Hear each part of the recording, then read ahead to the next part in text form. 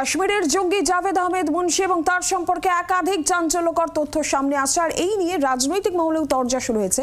রাজ্যের শাসক দল তৃণমূল কংগ্রেসের তরফ থেকে কি বলা হয়েছে বিজেপির তরফ থেকে। কুণাল ঘোষ, সুকান্ত মজুমদার কি বলেছেন তারা, শুনবো।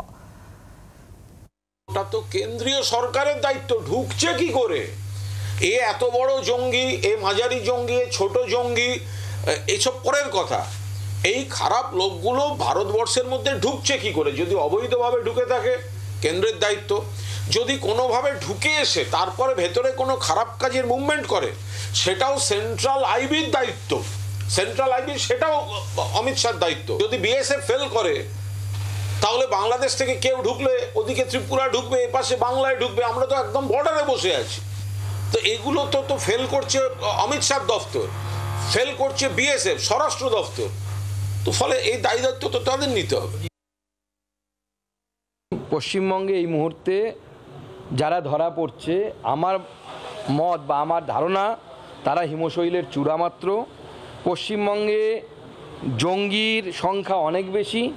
কিছু জঙ্গি রাজনৈতিক জামা পড়ে আছে, যারা সামনে জঙ্গিপনা করে না, মাঝে মাঝে তাদের মনোভাব বেরিয়ে পড়ে তাদের বক্তব্যের মধ্য দিয়ে। উদ্দেশ্য তাদের একই, সেটা হচ্ছে এই রাজ্যটিকে সংখ্যাগরিষ্ঠ ইসলামিক লোকের রাজ্যে পরিণত করতে হবে। তার জন্য তারা লড়াই চালাচ্ছে। আমাদের দায়িত্ব এটাকে আটকানো, আমাদেরকে আটকাতে হবে। বাংলার আওয়াজ, বাঙালির আবেগ, জি 24 ঘন্টা।